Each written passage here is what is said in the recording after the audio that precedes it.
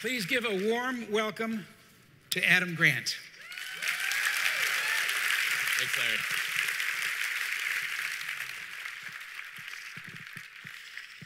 Good morning, everyone. I want to take you back about 15 years. I was working my first real job in advertising, and I had hired this guy who I thought was going to be a creative genius. And then he decided not to do any work, and he fell way behind on a major deadline. And I was watching this happen, and I had a choice to make. Do I speak up, or do I stay silent? And I know my whole life I've been the person who stayed silent.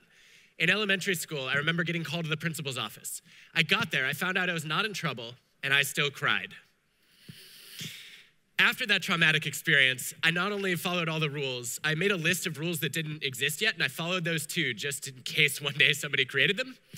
And I was just terrified of getting in trouble, but I felt like in this situation I had to act. So I looked around the organization and I found the person who I knew would have my back. It was my boss's boss. She had nominated me for an award once. She would stop by my desk every week to talk about Survivor, which meant I had to watch Survivor. And I marched into her office and I said, look, this is a terrible injustice. Nobody should ever be treated this way. But I'm also worried this guy is going to quit. And if you think we're behind on a deadline now, just wait until he marches out the door.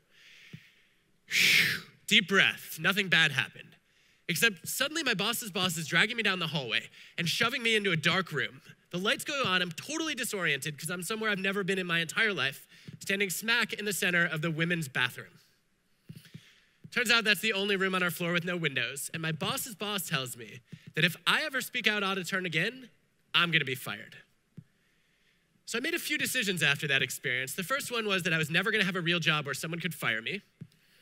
And this was the draw of university tenure, clearly. The second decision was that I was gonna go and become an organizational psychologist. And I was gonna study how we could create organizations where people were treated with real respect and decency and compassion.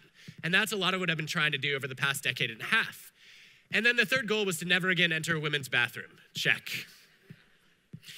So I went off to graduate school and I started studying the dynamics of helping others. And I found really early on that there were three different mindsets that people brought in their interactions.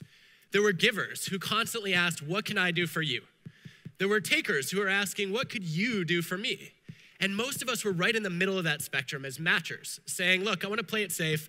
I'll do something for you if you do something for me. And it was very clear that nobody wants to work with takers, and that if we could build organizations of givers, that we would end up having more compassion, but also more productivity. Because givers are willing to do all sorts of things that are not in their job description, but critical to the success of their teams and their organizations. And so I really wanted to understand, how do we build cultures where we can speak to the motivations that people have to help support others, to respond to suffering, and try to contribute to the success of something larger than themselves. And I came across this amazing exercise that was invented by Wayne and Cheryl Baker at HUMAX. They said, look, the biggest barrier to compassion, to generosity in organizations, is actually that people are afraid to ask for help because they don't want to look vulnerable. They don't want to embarrass themselves. And so they don't ask as often as they should. And then we have a lot of frustrated givers who would be perfectly happy to step up and contribute if only they knew who could benefit and how. So they created this exercise. It's called the reciprocity ring. And they said, all you do is you gather a group of people and you ask them all to make a request for something they want or need but cannot get on their own. And then you challenge everybody else in that group to try to help and respond to the needs that other people are bringing to the table. And that's the whole exercise. Everybody asks and everybody tries to give. And you see some pretty unusual requests. Early on, we had somebody say, my dream is to see a Bengal tiger in the wild. And we're like, that's what you asked for? You could ask for anything. Why that? This guy's like, you don't understand. I was a tiger every year for Halloween as a child. I root for all the sports teams that have tiger in their name and all the universities that do, even though I've never lived in any of those places or gone to any of those schools. And I just really want to be part of a world where Bengal tigers roam free. No one in the room has ever set foot on a continent where that's possible. But one person in the room says, I might have a contact for you, and makes an introduction, and a month later, this guy is flying out for a private tour of a game preserve. Now, unfortunately, the tigers got no, I'm just kidding. But never would have happened if you hadn't floated that request to a group of people with different knowledge and different networks who are willing to step up and support each other. So I thought, what a great exercise to run in my classroom. I want to get students in the habit of helping others, but I also want to get them in the habit of really asking and being comfortable putting their needs out on the table. And a few years ago, I had a student named Alex who said, I haven't really told anybody this, but my dream is to work at Six Flags amusement parks. I just believe riding roller coasters is nirvana, and I would love to be part of that, but strangely, Six Flags does not recruit at the Wharton School of Business. So does anyone know a way to get my foot in the door? And another student named Andrew jumps in and he says, I might have an idea for you. So Andrew does a little 5-minute favor. Great idea. Just a small way of adding value to other people's lives, a micro loan of your time, your connections, or your skills to others. And a few weeks later, Alex comes into class and I ask for an update. So what happened? And Alex says, well, you won't believe this, but I just got off the phone with the former CEO of Six Flags. I'm like, this is the greatest thing that's ever happened in my classroom. Did he get you a job? Did he open up other connections? And Alex says, even better. And he breaks out into this huge grin. And he says, I learned so much that I now know I never want to work in that industry. And I was depressed for a little while, but then I realized that Alex could now rule out that dream and go on to pursue others. And I'm proud to report that he did follow one of his other dreams and is now gainfully employed as a management consultant, who swears that one day he will fix the broken amusement park industry. But I think this is a powerful exercise, and it's something we could all run in our work, in our communities, or any part of our lives. Gather a group of people, have them all make requests. And the beauty of it is that the givers are willing to ask when everybody's expected to make a request. They still cheat. They ask on behalf of other people.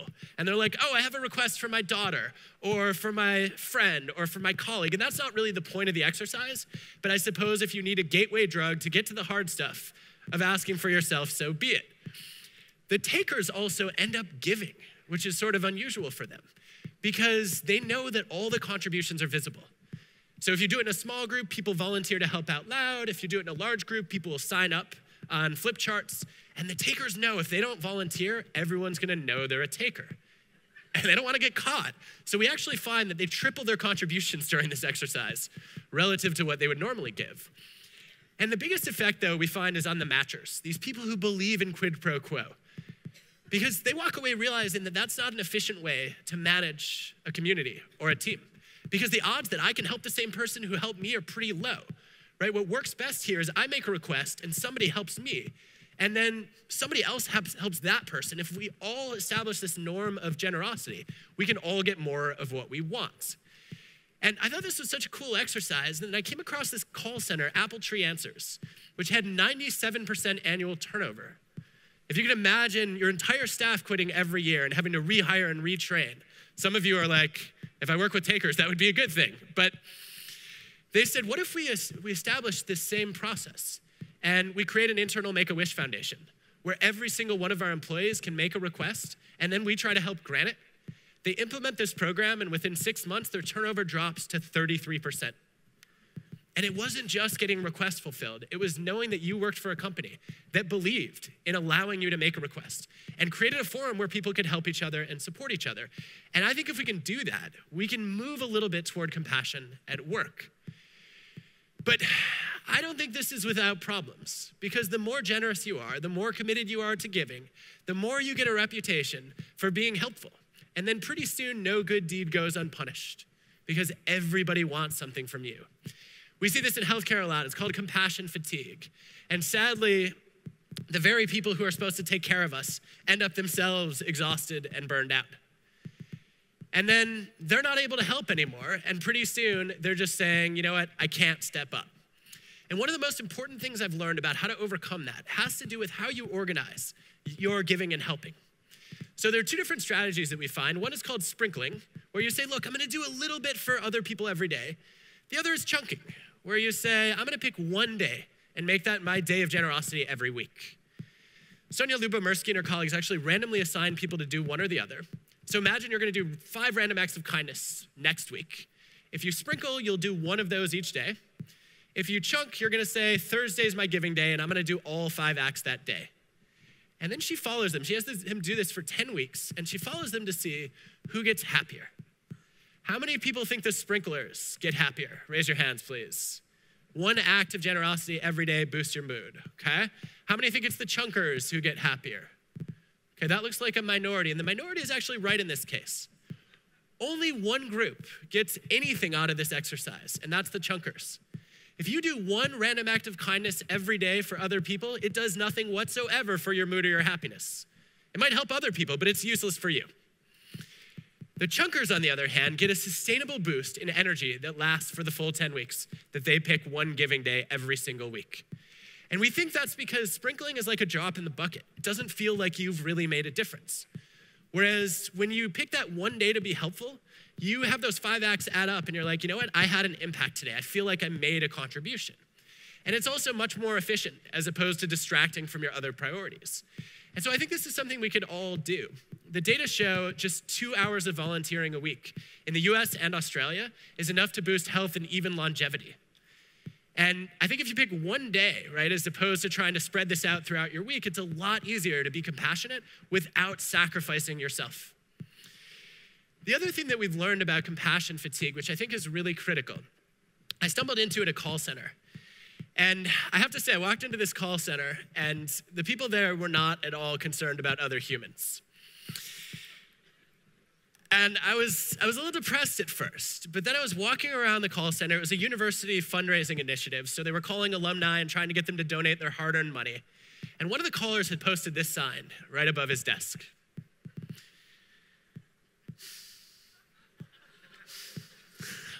This is really good advice.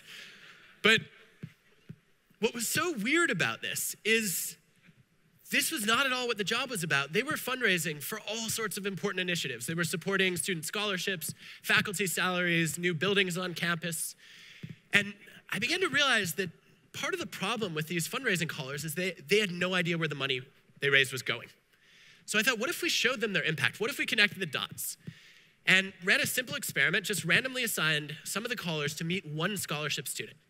This is at the University of Michigan, and he came in and he said, look, Michigan is in my blood, quite literally. My brother was conceived after a Michigan football game.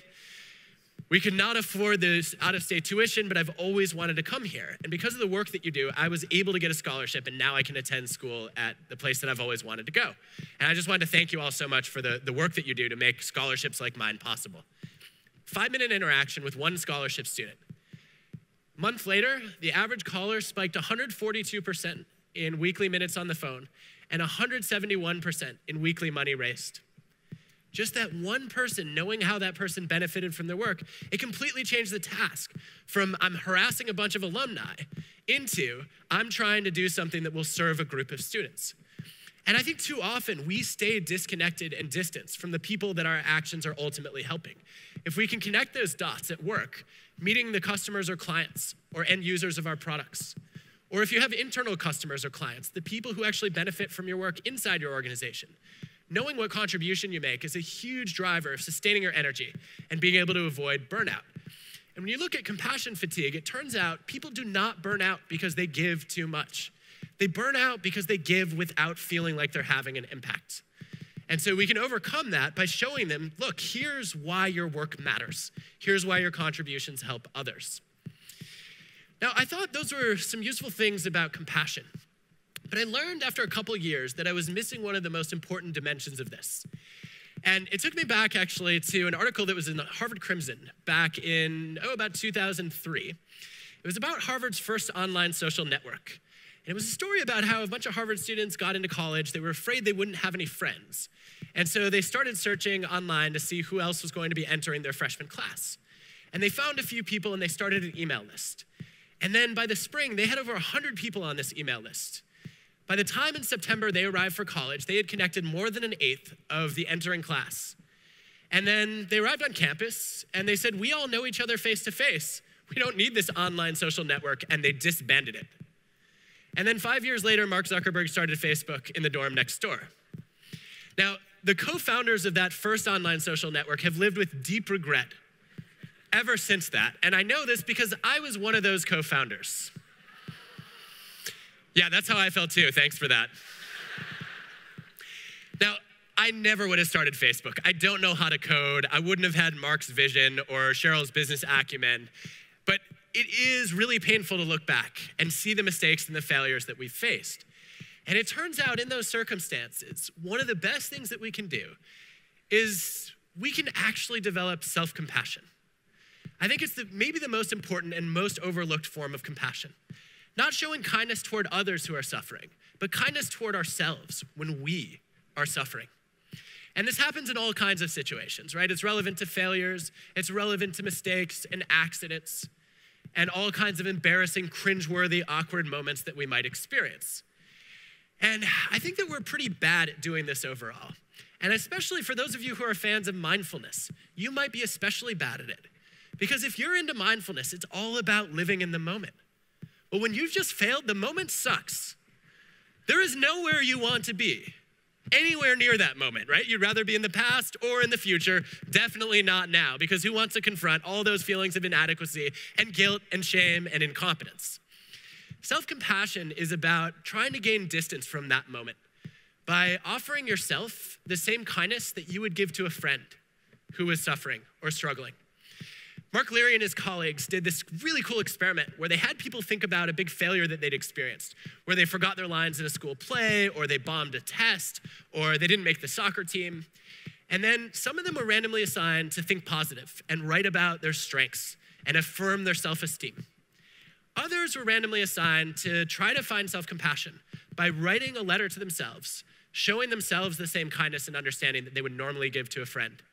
And that second group, on average, was 40% happier and 24% less angry after writing that letter showing themselves compassion.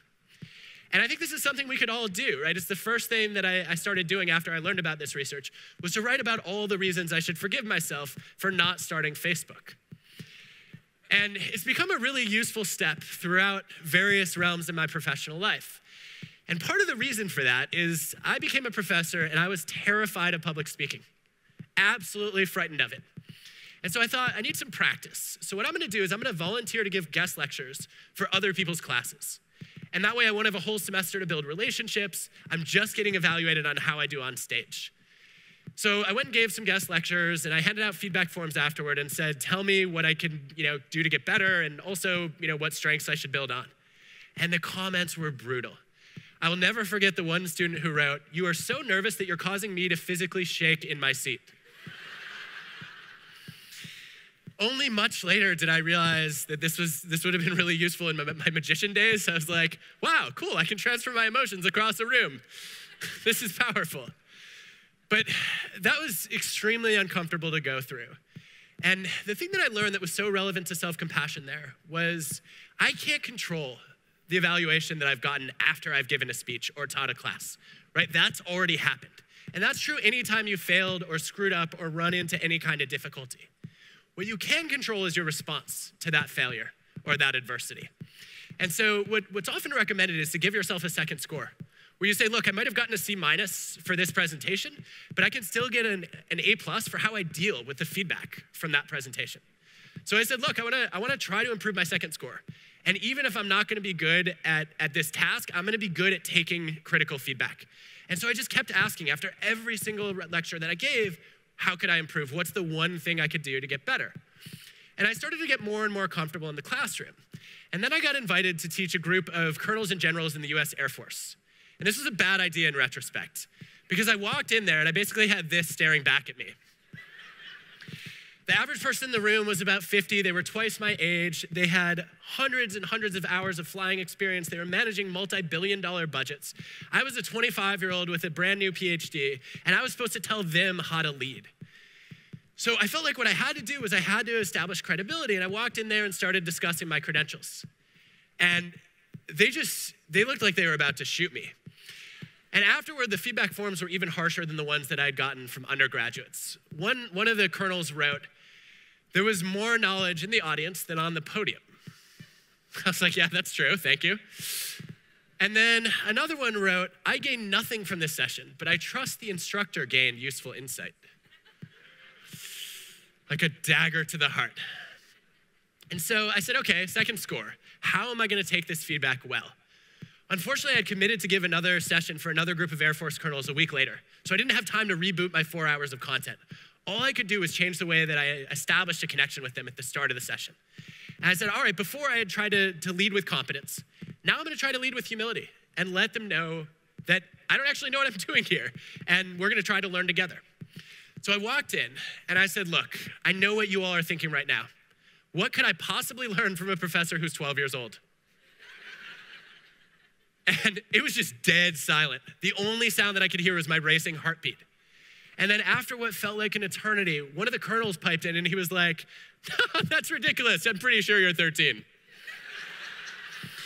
And it completely broke the ice. I delivered a near carbon copy of the same class I had taught before, but the evaluations were completely different. They said things like, although junior in experience, the professor dealt with the material in an interesting way.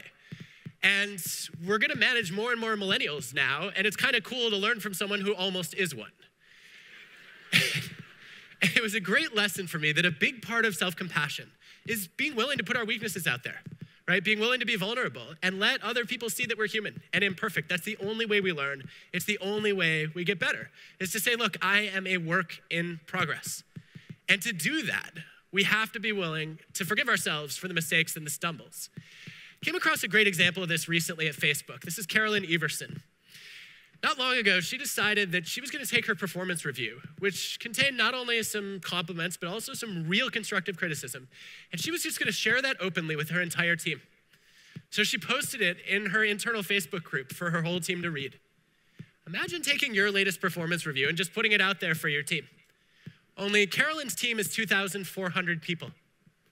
So she just opened up her flaws for a huge part of the company to see. And she said, look, I want to signal to people that I'm trying to work on getting better. And if you have other suggestions for me in a certain area, I would love to hear them. It also will help people maybe see my blind spots, she thought, and know what criticism I haven't heard yet that I need to hear. And I thought this was such a powerful idea. A group of our MBA students at Wharton said, what if we got our own faculty to do something like this? And take the reviews and evaluations that we've been given and just put them out there so people could see that we were able to take it too. And this is what we ended up producing.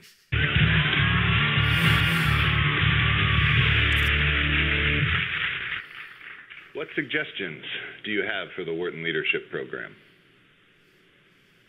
Have someone more relevant than Jeff Klein lead it.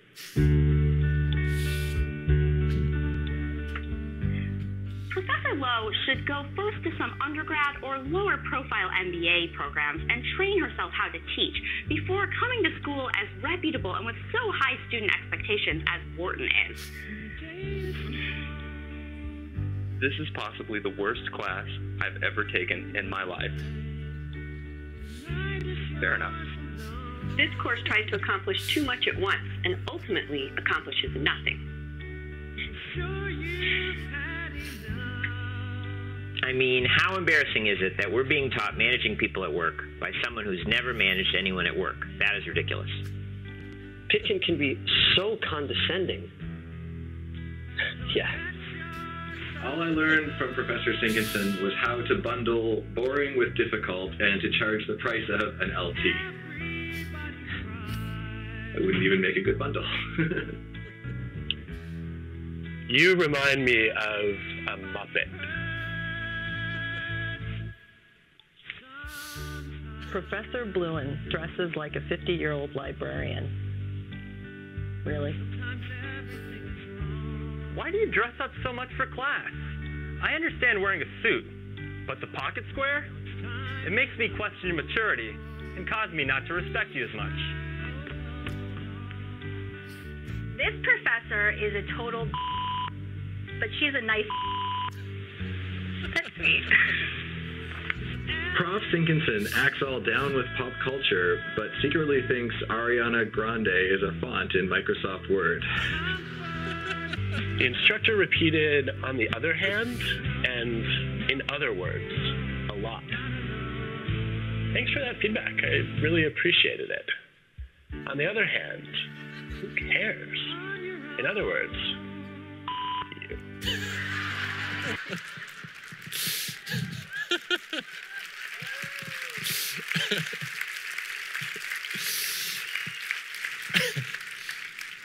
I have to tell you that every time I show that video in class, after I've gotten over the fact that I just told my students to F off, I'm just stunned by how the floodgates open and how I hear suggestions for improvement, constructive criticism, complaints that I never got before.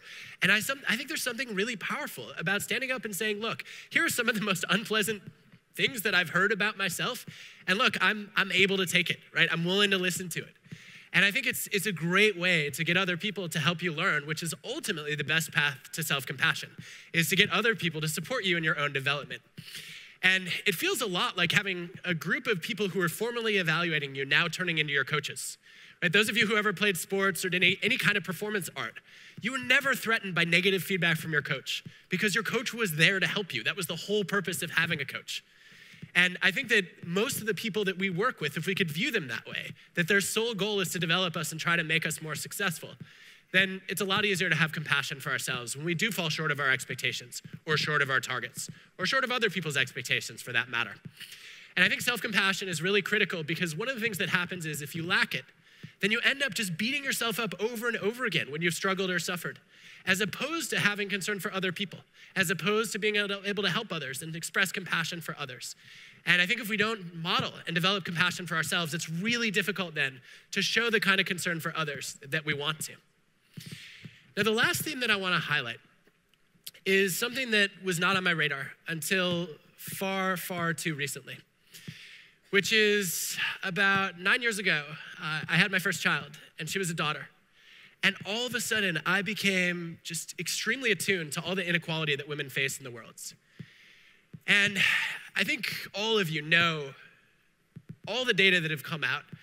And I don't need to go through all the points, but what I want to say is it's amazing how little change we are willing to tolerate and willing to accept.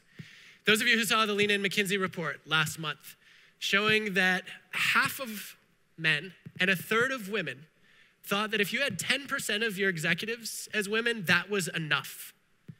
I don't know about you, but from my perspective, that is not enough. And I think the sad reality is that there are a lot of people who lack compassion when we look at the kinds of gender biases that we see in the world.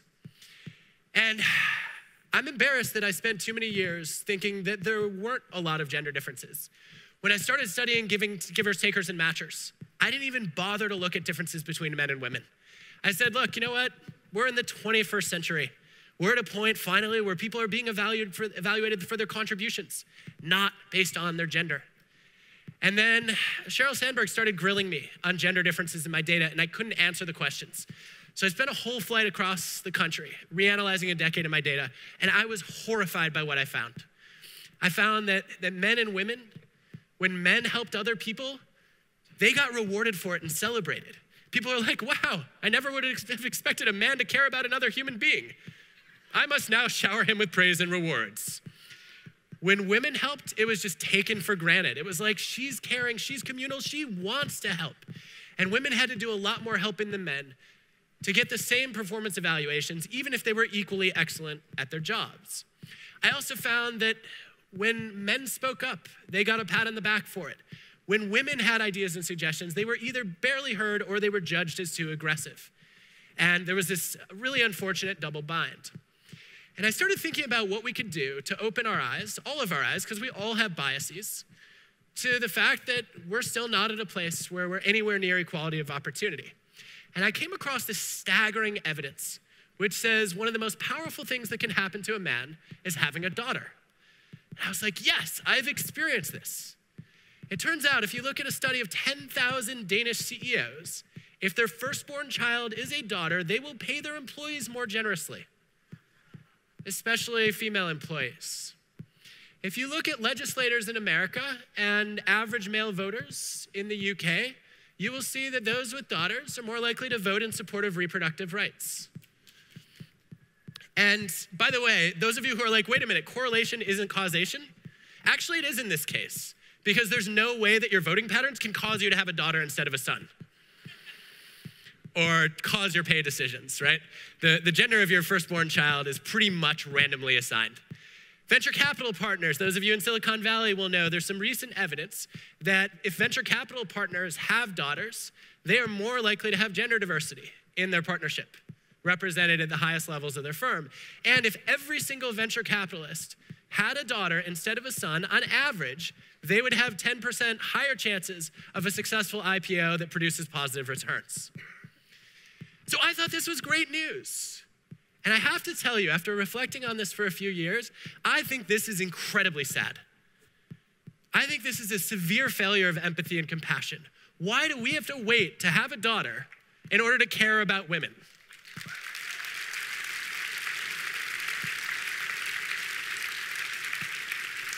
And I will tell you that I am embarrassed that it took having 2 daughters for me to wake up to this issue, as opposed to saying, I have a mother, I have a sister, I have lots of female friends and aunts and cousins. It shouldn't be until we have a female infant that we're caring for that we start to care about these issues. And I think the compassion, part of compassion is recognizing when other people are facing disadvantage, when they are not given the same opportunities that we are, that we have to step up and do something about it. And I want to speak in particular to the white men in this room, to say that if you look at the data, Dave Heckman and his colleagues have studied this, and they found that when women and minorities advocate for diversity, they get penalized for it. It's seen as self-serving, like they're trying to advantage their own group. Whereas when white men advocate for diversity, they actually get rewarded for it. They're seen as good guys who are trying to do the right thing. And I think if there's one place to use white male privilege, it might be in advocating for people who are neither white or neither male.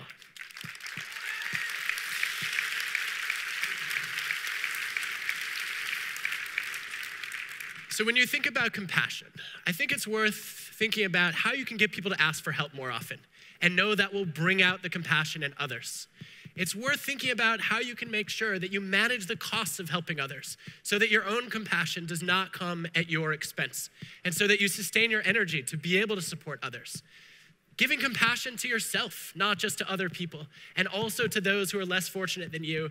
I think if we had a world where more people did that, we would live in a slightly less awful world than we do right now.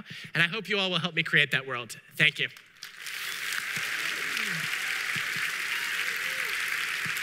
Ready?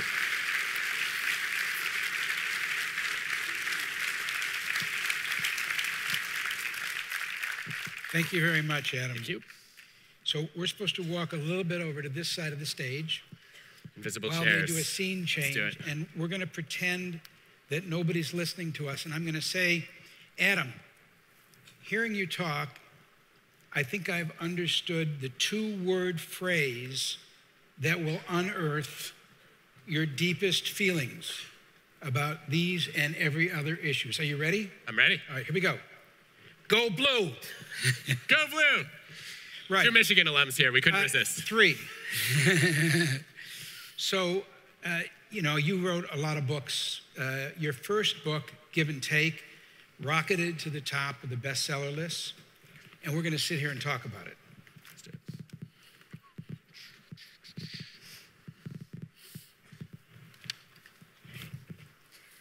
Hi, Adam. Oh, hey, Larry. How's it going? Good, good. Good to see you. Thanks for coming over. So in Give and Take, you talk about that, really, the old expression, it is in giving that we receive. I do. Yeah, I think a lot of people underestimate the power of generosity when you look at not just our happiness, but also our success. In the short run, a lot of givers fail. Right? They end up sort of doing other people's jobs instead of their own. But in the long run, they end up building stronger relationships and reputations, and they also learn more than takers and matchers, which is kind of fascinating to me. The time you spend solving other people's problems actually gives you new knowledge to solve your own problems. And over time, right, as we play that out over years or decades, it actually accumulates into an expertise advantage. In option B, your other book, which is rocketing to the top of the bestseller list, was Cheryl. When Cheryl's husband died, somebody who all of us who knew him loved him in unthinkable circumstances. She struggled for a very long time right after the funeral, and then she began to learn that in giving, she felt fuller again. And for a while, she felt only grief. And then she consciously began a routine of trying to help somebody else who was hurting. What's it like writing that book with Sheryl Sandberg? Well, I think the first thing I would say is right after the funeral, she pulled a group of family and friends aside, and I guess I'm her only psychologist friend, so I was the token person to ask. And the question she asked was not, how do I get through this? It was, how do I help my children get through this? And I think that was something I saw over and over again, right? That she became resilient because she was trying to help others become resilient. And I think when others are depending on us, we often find strength that we didn't know we had. But I think that very often, as we were talking about like the ideas and then trying to write the book, it was really hard to sort of overcome the grief. And I remember like in the early days, she would call and she would say, "I'm so sorry to bother you. I don't want to burden you. I don't want to dump like all my problems on you." And she would it got to a point where she would call and I would answer the phone and it would just be like, "I'm so sorry." I'd be like, "Who is this?" And then eventually I just said, look, like if you keep like feeling guilty about asking for help, about being willing to let other people give for once, then it's gonna be really hard to recover. And so I banned the word sorry. I said, like, you're not allowed to say I'm sorry anymore. So Cheryl calls me the next day and she says, "I apologize." That doesn't count either, right? But I think so often when people are facing any kind of adversity, whether it's loss or illness or incarceration, one of the things they have a hard time with is actually letting other people help them and be there for them and support them. And I think that one of the things we need to do is we need to recognize that actually one of the greatest acts of friendship that we can give when we're struggling is allowing other people to give to us and receiving the help and support and compassion they might want to show and express. I think the other part of this is the biggest question we've gotten about option B, hands down, has not been how do I find resilience, but how do I help other people who are going through some kind of hardship. And I have to say, it's really disappointing that if you go to a bookstore, there's a gigantic self-help section, but there's no help others section anywhere, which is a great statement about America. But I think that one of the things we need to think about is how do we help others when they're going through the worst events in lives, which unfortunately we all do. Well, you should feel very proud of that book, and people should read this incredible book, Option B.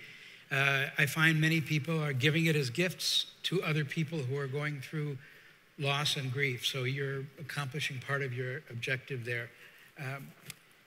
In a setting like this, when we've sort of designated this space, this special part of Dreamforce to talk about soft issues, talk about love and kindness and compassion, it's easier to talk about these issues. How do you raise this subject when you're doing a regular conversation?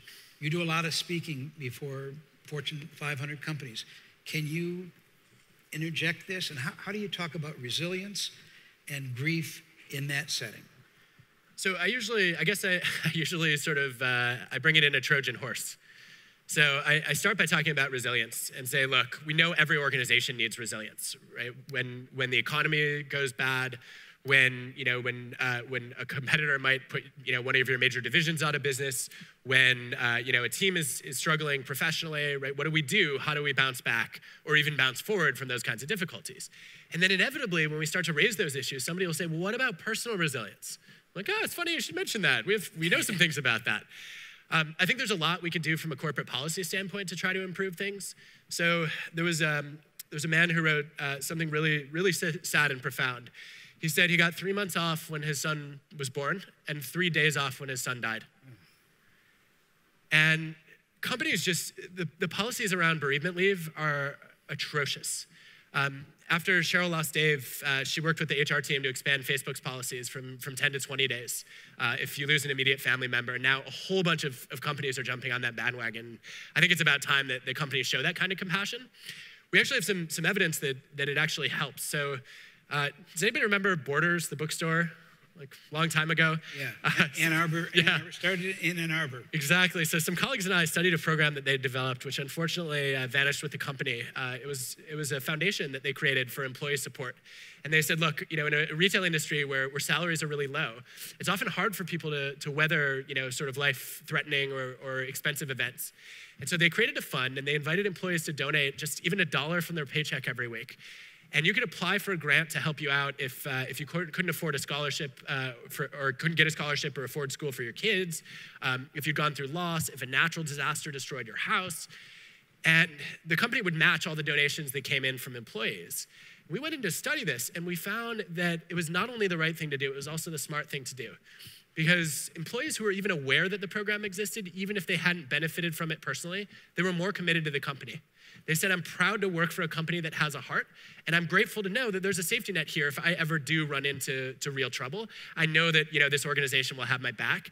I think every organization on the planet ought to have one of these programs, right, that shows up for people when they're suffering. And I'm kind of stunned that we don't see that very often. Well, it's interesting you mentioned the phrase have a heart. There's an article in today's New York Times that when doing surveys of prospective employees and asking them what's the most important thing about a company that you're going to work for, is it the product or the industry or your pay or your title, they all respond, or a higher percentage respond, I want to work for a company that has a heart. I want to work for a company that gives back. I want to work for a company that allows me to volunteer. I want to work for a company where I'm proud of people I'm working side by side with. And is that your experience? Yeah, very much so. So if you look at nationally representative data on Americans and you ask them what they want out of work, number one for every generation is meaning. People want to be part of an organization that adds meaning to their lives, but also where they can add meaning to other people's lives. And if you look at where meaning comes from, meaning does not come from anything self-focused, right? It comes from the time you spend helping others, whether that's through your job or volunteering or both. And I think that, this is one of the reasons why it's so great to have role models like Mark here saying, look, companies ought to stand for something that's more than just profits. And I think that pride, if you look at why people are proud to work for a company, it rarely has anything to do with a company being high achieving or outperforming competitors. It's about what the company contributes to the world and then feeling like there's a line of sight between what I do every day and what the company gives back. So yeah, I guess I'm preaching to the choir on that one. Yeah, I do want to make two observations about talking on this stage right at this moment. First, I'm sorry about the people in the back. I mean, we're not showing you our best side. And speak for yourself. I'm indifferent, actually. And you may have thought that we'd run out of time because the ticker went down to 0. You may notice they've restarted it and put 8 more minutes on the timer. Ooh. So that allows us to ask the question, what surprised you the most in talking to people who either were going through adversity, who had bounced back, or for whom adversity had broken them? What did you learn the most, and what surprised you the most? Oh, there were a lot of surprises. So the first one that jumped out was, how many people have heard of post-traumatic stress, like PTSD? Okay, how many of you have heard of post-traumatic growth? Only a few of you. So if you look at trauma, roughly about 15% of people will go through PTSD at some point in their lives after facing trauma. And they will experience some kind of debilitating depression, anxiety, intrusive thoughts. Roughly half of people who face tragedy actually experience post-traumatic growth. So what is that? Tedeschi and Calhoun, these psychologists, they went and looked at people who'd gone through some of the worst trauma imaginable. They studied parents who lost children. They studied survivors of rape, of war, of imprisonment. And they asked them, what is your life like now? 2, 3, 5 years down the road. And about half of people, regardless of what the tragedy was, said, my life is better in some way as a result of this. And they were like, like what? That doesn't make any sense. Like your life is worse by definition. And people said, look, I would give anything to go back, right? And be able to rewind the clock. And I'm sadder, but I've also become stronger. I know if I got through that, I can get through anything. I am more grateful. I have a sense of appreciation for the things in my life that matter that I never did before. I'm closer to people who were there for me, and I have deeper relationships that I didn't have before, and I have found meaning in helping others go through the kind of tragedy that I faced. And we find over and over again that when people face tragedy, they often become more compassionate. And what's interesting is they don't just become compassionate across the board, they're especially motivated to help people through the kind of thing that they've gone through themselves.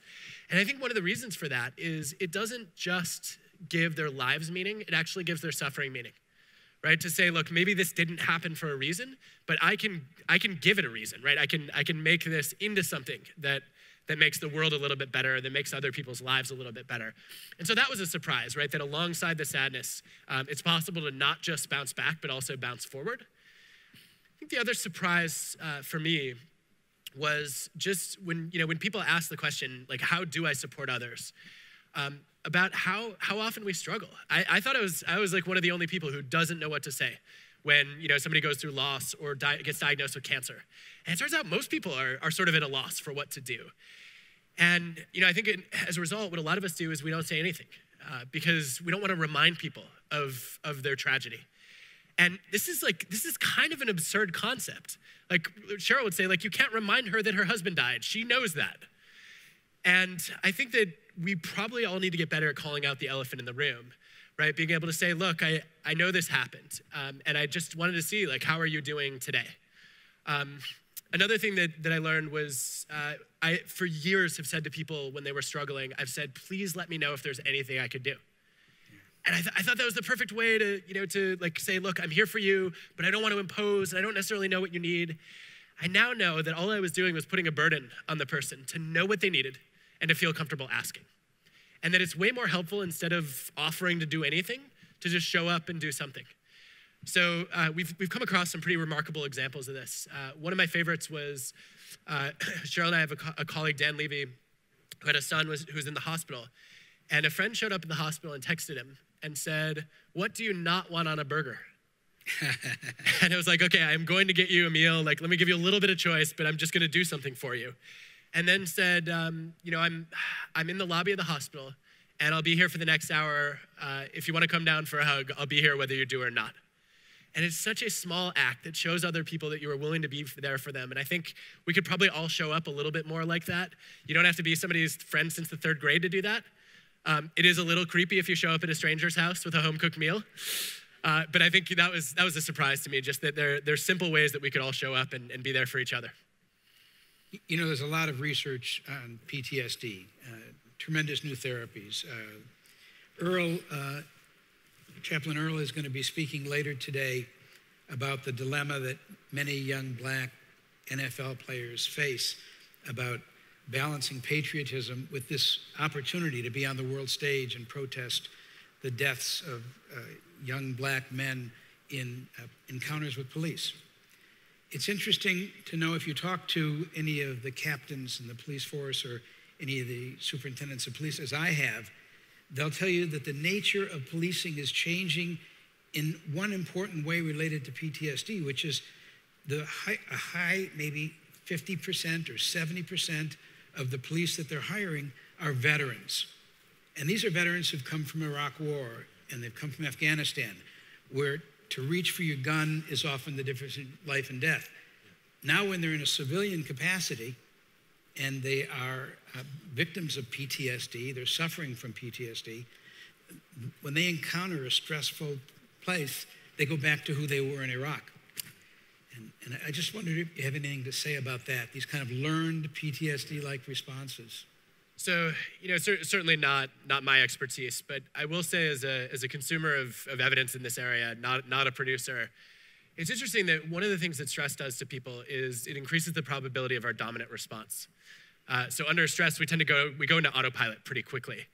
And I think one of the most powerful things that we can do is we can try to practice the response that we want to show and change what that autopilot looks like. So in a much more conventional setting that I think probably applies to everyone in this room, one of the things I do a lot with leaders and managers is we work on identifying their emotional triggers. So think about Dan Goleman would call it an amygdala hijacking, right? Like the moments where you're seeing red and you fly off the handle and you're like, what was I thinking? And biologically you weren't thinking, right? You bypassed your sort of conscious thought and you just reacted with sort of fight or flight. Well, one of the things that's clear about that is we all have different emotional triggers that we built up over time. So there's an event that set you off, and then you start to associate that event with a really negative response, and then it's very easy to activate that response again. And so one of the things we've done is we've actually trained leaders and managers to identify their triggers. So you can all do this. Think about like the last 3 or 4 times that you completely lost it with someone else, and then look at the patterns. What do those moments have in common? For me, I found that like one of my biggest triggers was people feigning knowledge. So people like claiming that they know things that they don't. For a lot of other people, it's selfishness, it's disrespect, it's injustice. And once you identify those, you can actually start to write a script for how you want to respond. And if you rehearse that script enough, it's a little bit more likely to show. So I'll give you my example on this one. I was working with an investment bank, which is just an inherent trigger for me by itself. But I spent a whole summer trying to figure out how to motivate their employees and how to do a better job attracting and retaining junior people. And then I'm presenting my findings, and I had 26 recommendations, and the senior leader, who is our point, said, why don't we just pay them more? And I don't even remember this, but apparently my response was, I've never seen smart people act so dumb. Clearly an amygdala hijacking. And so after that, I had to sort of script, like, how do I want to respond when somebody questions my evidence? And I said, well, what I really want to do is I want to get curious. And what I would love to ask is just like, that's so interesting. What data would you need to change your mind? And try to reframe the conversation around evidence. And so I practiced that script over and over again. And about half the time now when somebody responds like that, I will ask them that question, like, hey, what information would you need to change your mind?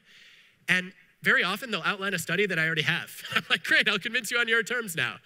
But I think that we could all probably identify those triggers and practice the scripts for how we want to engage with other people. Ladies and gentlemen, Adam Grant, thank you very much. Thank you. Thanks, Larry. Appreciate it.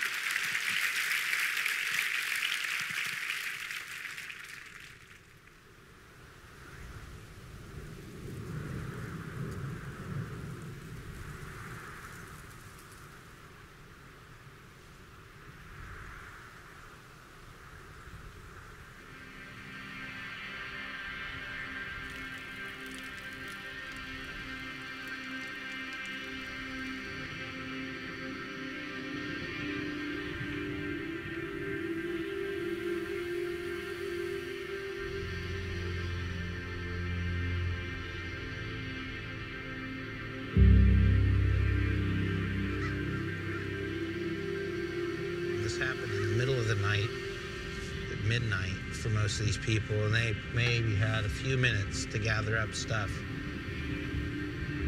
Got any resources that can respond to Santa Rosa? We got a new fire that's jumped 101, so I need any resources. Do you have any resources? At first you don't process any of it,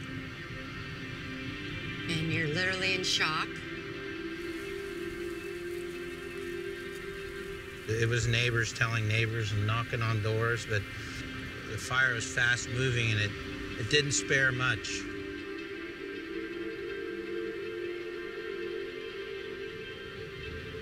Dispatch was overwhelmed and they were calling on the radio for any available fire engines from anywhere to respond to Santa Rosa. I've never heard that before, ever. A lot of stress. I have 4 friends that lost just about everything. When we went in, it was hard. It was hard.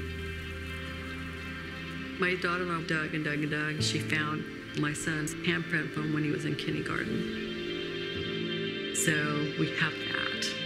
You know, we have that. We don't want to be defeated by this.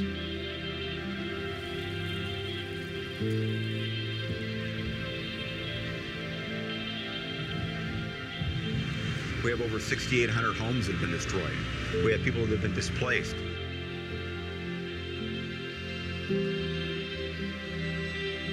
It takes an emotional toll on people. You need a hug, you need to cry. That happens. We're human beings. It's really a blessing to be able to say thank you to the people that came, and they came from all over the country to help us. Yesterday I went to get my hair cut finally, and when I got done I pulled my wallet out and the lady looked at me and she said, "Nope, you're not paying for a haircut." And that was pretty heartfelt for me, you know. You just got to be there for people, you know. A lot of people say they're leaving, but this is my town. Our roots are here. My emotions come and go, but I want to rebuild and to start new memories. The numbness and the adrenaline are all going to wear off, and then we're going to rebuild and support the community.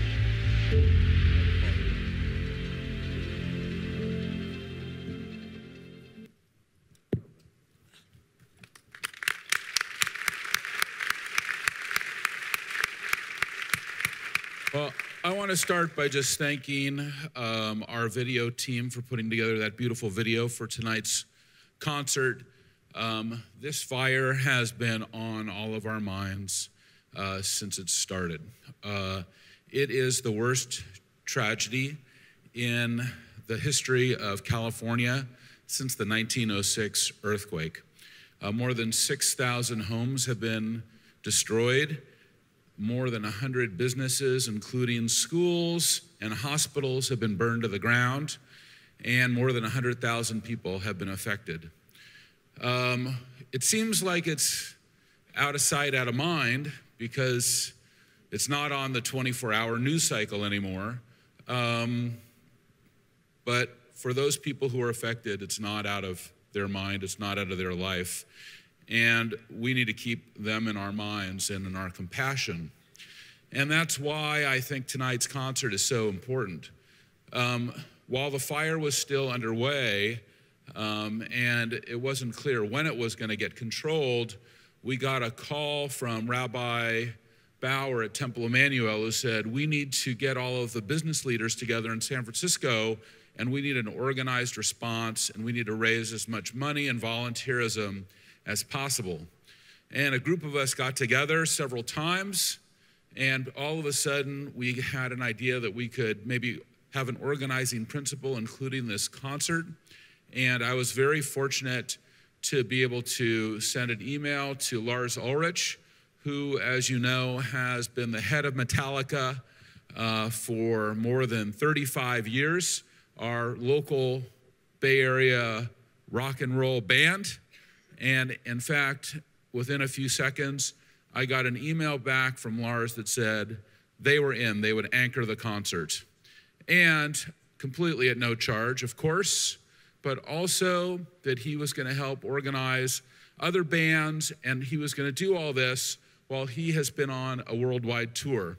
In fact, he just got back on Monday from Europe after playing for the last 3 weeks on the road, and he wanted to come here this morning to share us his thoughts and his insights and his enlightenment on why this is so important to him.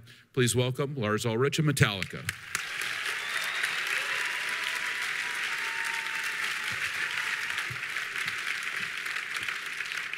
Thank you. This is just how we play in Europe, actually, for the last couple of months in the round. So we're used to looking 360, so this is very cool. Did you bring your drumsticks, however? They're out in the car. All right. Being warmed up for tonight. Well, do you want to sit down and we I would can love talk to sit for just down. a couple minutes? I got to save my strength for tonight, so I'll definitely sit down. Well, first of all, I just want to thank you so much for doing this volunteerism tonight and for playing for all these Bay Area families who have been affected by the fire. Well, let me ask you, how are you viewing this, horrible tragedy that we're dealing with, and what's your perspective of where we are? Well, I think first of all, coming and playing for anything that happens in Northern California is an obligation. We all have to, bond together. And, we've been flying the flag for the Bay Area for, like you said, the better part of 35 years all over the world. And so when something happens in our backyard, it's an obligation to step up, to try to rally all the creative people that are here and get everybody together. The amazing thing about tonight is that we all pulled this off in, 3 weeks? From you and I sat there and talked about this, and the emails went around. It's just about 3 weeks ago. And thank you to you for leaving the steel and the structure up at AT&T Park, so the costs have been significantly reduced for tonight. Obviously, I've had the disadvantage of being out of the country for the last couple of weeks, but you and I were in contact every day when the fires were going through their most devastating phase, and it was just horrible. There were so many people on our team, Metallica's team, that were affected. A lot of them live up in Sonoma, Napa, and Mendocino. And so we got a chance to see that firsthand, and other parents at the school where our kids go, and so on. So it's been just horrible, and like you said, the first or the worst of its kind since about 110 years ago, the San Francisco earthquake. So, but in the wake of these tragic events comes enlightenment and positivity, as you say, and I'm so proud of the Bay Area for everybody stepping up and rallying on the creative side, on the business side, and everybody just, Daniel from Tipping Point, who's been one of the key people in organizing this, the Live Nation people, the Another Planet people, and everybody's just rallied together, left their egos at the door, which is very important when you try to get people from all different worlds together. It can sometimes, when these things happen, everybody's so eager to help, but there's a sort of a cluster beep that can happen in the wake of everybody just wanting to do good. And you really have to leave your egos out of this, and all the key people that have made tonight happen have done that. So I'm I came back 48 hours ago, like you said, but we're honored to be part of this. And like I said, when we've been flying the flag for San Francisco for the better part of 35 years, all over the world, and this is it's time to step up and help the communities. Well, thank you for your generosity and your compassion, Lars. And I've known you now for quite a few years, and I've seen you get more generous and more compassionate every single day. You also now have an integrated foundation. That we do, yeah. Well, I would say, thanks to your great leadership, what you do for the city of San Francisco, and your influence just seeps through everything that goes on in this wonderful city and all the surrounding communities. So as we've gotten to know each other, and I've seen the generosity of the tech world and your cohorts and how selfless they are. We've for years, as we've traveled all over the world, we've tried to do as much as we could locally. We've worked a lot with food banks. We've worked a lot with local charities to try to, give back in those particular communities where Metallica is fortunate enough to play. But just about a year ago, when we launched the new record, we decided that it was time to do a proper foundation. And it's basically up and running.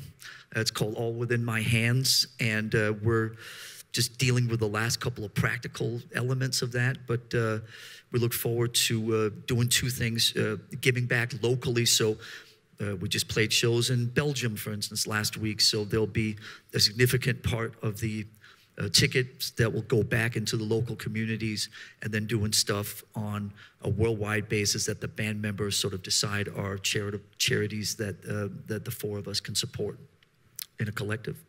Well, this has been a huge year for you. You've released an album, and amazing. I mean, it's almost 40 years of Metallica, but you just released a #1 album. Just getting started. Yeah, it's been thank you. It's pretty crazy, 35 years in, that people still care at the level that they do. It's we just played, like you said, 3 weeks in Europe. We're playing, like I said, on a small in the round stage like this, and every single, and this is not to pat ourselves on the back, but more sort of how dumbfounded we are about this stuff still happening. In every single building we just played in Europe in the last 2-3 weeks, we set a house attendance record. Because we get more people in because our stage is smaller. Just give people an example. What are the size? What kind of sizes are we These talking are about? the big indoor arenas in sort of London, Birmingham, Glasgow, Belgium. They're all between 18 and 23,000. They're their version of sort of the hockey and basketball arena. But it's pretty crazy that we continue to sort of set attendance records, and we're having the best year for Metallica in probably a quarter of a century. And it should be no secret that, we're not obviously quite as young as we used to be, but it's amazing that still at the concerts, there's half the audience that are down in the front rows are 14 years old, 12 years old. They raise their hand when James, our singer, asks who's seeing Metallica for the first time. And it's amazing that half the audience are experiencing Metallica literally for the first time live. That is a crazy thing. It's like, do they not know that we're old enough to be their parents? And so it's we've had a lot of good fortune, and we're very appreciative and humbled. And I think the one thing that happens to you as you get older, and you and I have talked about this many times, is that as you get older and you raise families yourself and so on, that's when you can really open your eyes and take it all and slow down long enough to realize the moments that you're in, bringing people together, connecting people through music. You know, when we're 22 years old, I mean, we never stopped long enough to know what was going on, but now 30 years later, you can really feel that impact that you're having on a global scale. So it's been an amazing, amazing year, and we still have about another year and a half of touring left. So like I said, we are just getting started. I want to ask you before we end, because we just had a great presentation by Larry Brilliant, who's one of our incredible local leaders and has a heart of gold, and Adam Grant, amazing psychologist, and has written so many amazing books. And what do you think the key is to enduring success? You know, here you are, it's almost 40 years of Metallica, #1 in the world, filling these stadiums, tens of thousands of people, impacting people across every country and continent in the world. And you do it tirelessly, and you also can come back after just a couple hours and give back tonight. What is the key to this incredible enduring success over so many decades? I think it's twofold. Number one is that from a creative point of view, you have to be willing to always look ahead rather than look behind. You have to turn over every rock, every stone, and open your eyes, open your ears, be inspired, let those influences and all that great culture, you know, whether it's music, whether it's art, whether it's film, whatever it is, just take you, and you have to be open to letting the process take you where it's gonna go. It becomes this sort of interesting dichotomy between sort of steering it, but also being open to letting, almost like hanging on, letting it kind of go where it's going and just making sure it doesn't derail like a train kind of. So for 35 years, we've tried to never look back when we were making records, always try to challenge ourselves and see what else was out there that could inspire us to let the music take us someplace differently. Secondly, when you're in a group, when you're in a collective, you really have to know how to work with other people. You have to learn empathy. You have to learn, you know, when somebody else is steering, when you're going to take a back seat, and when that balance point about it's really important that this idea solidifies itself to somebody else in the band, even though I may not personally agree with it 100%, in terms of the balancing points of an internal dynamic that works in a group setting. And I think everybody in this room can relate to that, is you have to just know how to work with other people. You know, when you're 20 years old in a group, in a music group, that's like being in a gang, and that's easy. When you're 50 years old and everybody gets their own patterns, you talk to anybody, whether in the Rolling Stones or our friends in U2 or the Red Hot Chili Peppers, any of the great bands that have been through Dreamforce in the last couple of years, being in a collective, being in a group, being in a band in your 50s requires a lot of work. We spend more time internally in Metallica on just making the band function. We spend more resources on making the band function in terms of giving everybody the space they need. You know, somebody needs to take spring break off to go with their kids. We're not working that week. Somebody needs this, somebody needs that. Right. It's all an open door, because the minute you do something that's going to put a band member in a position of doing something where he has something else in his head, that's the beginning of the end. So you've got to spend a lot of time working on the collective and the group dynamics, and that is, we somehow turned a corner maybe 10, 15 years ago, all grew up a little bit, and we sort of reprioritized our outlook on life. The first 20 years of Metallica, it was the band first, and the individual and the family second.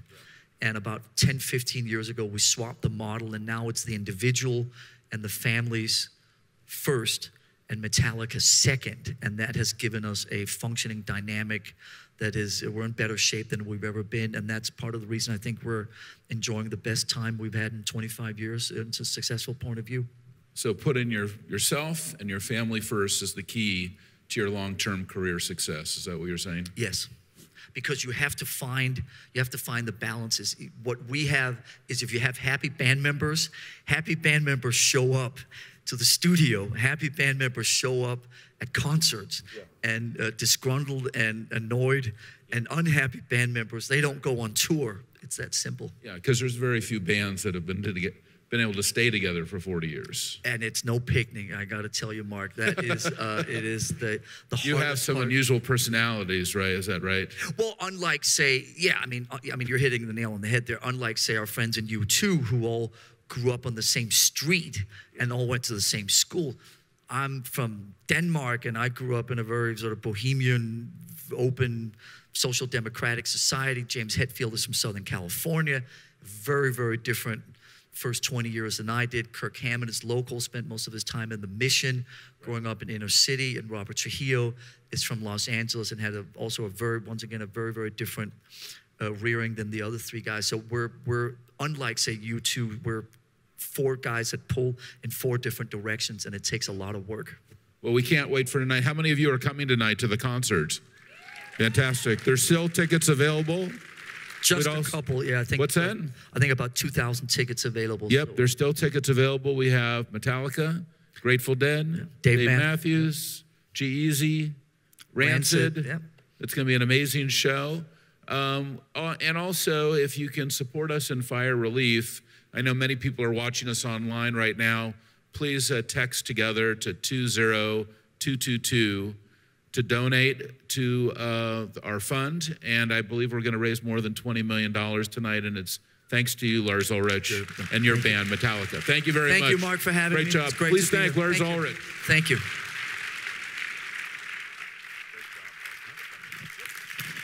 Can I go up? Earl? It's my great pleasure to be with you. It's my great pleasure to be with you. Earl? Iris? Thank you for being here. Thank you for being here. Thank you. Lars, we met before you came out to San Quentin, and you played. All right, we got to go. Let's go. Go up. Let's go. Come on. Let's go, Iris. Here we go. All right, this is going to be fun. Unless you're going to the concert or going out to write a check to the Fire Relief Fund, don't leave. This is going to be really a lot of fun.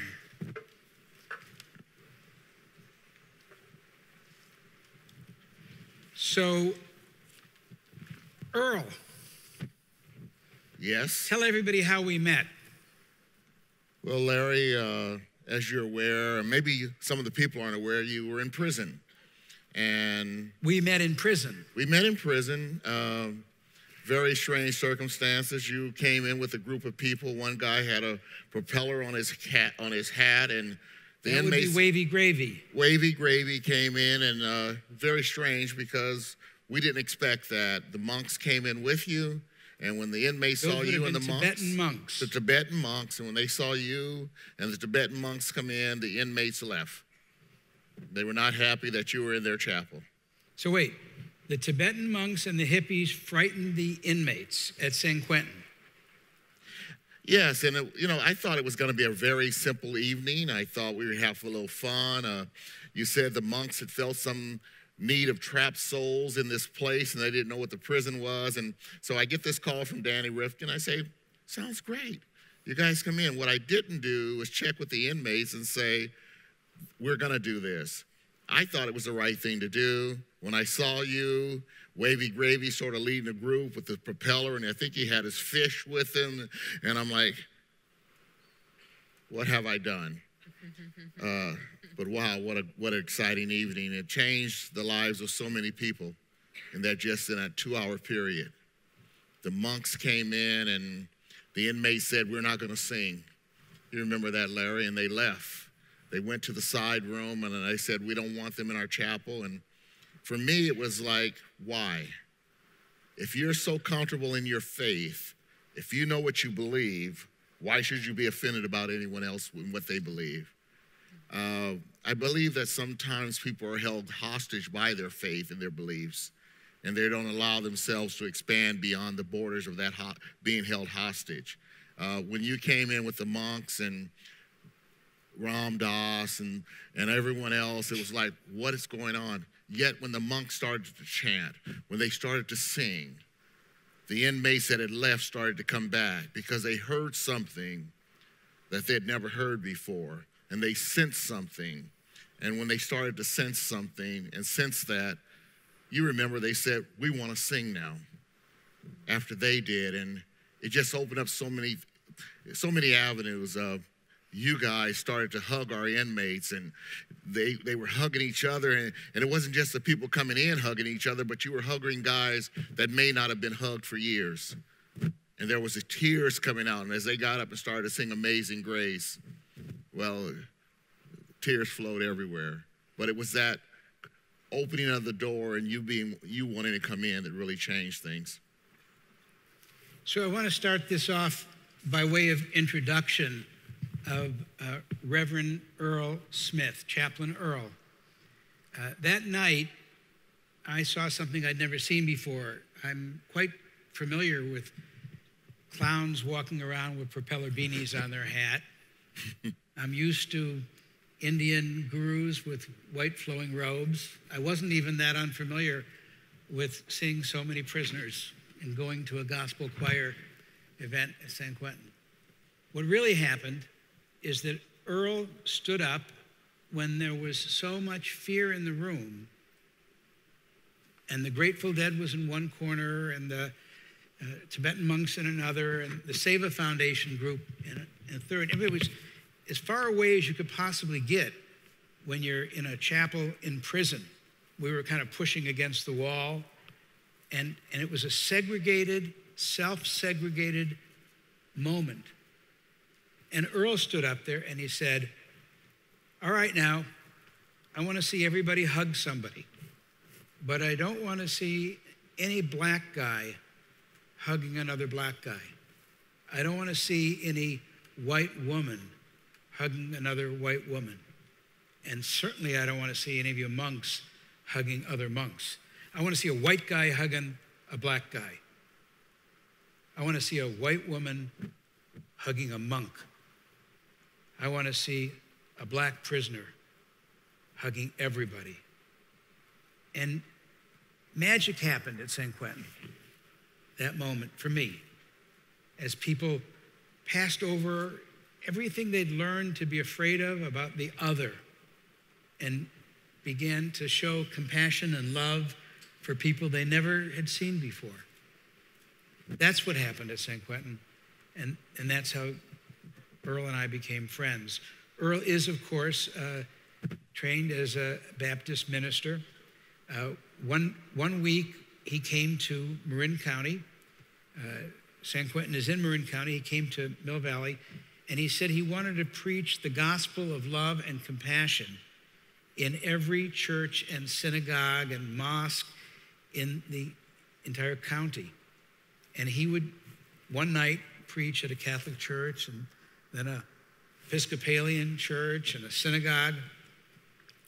And I think that has been his life. He will tell you as we go on that it didn't begin that way. He was a gangbanger, Sacramento, Stockton. He was shot 6 times. He spent time in prison himself. And then he found God, he found Christ. And he became a minister. And this experience that he had didn't make him bitter. It didn't make him want to get back. It made him want to give back. And becoming, I think, the chaplain at the San Quentin prison, after having been in prison, was one of these great circular ironies of his life.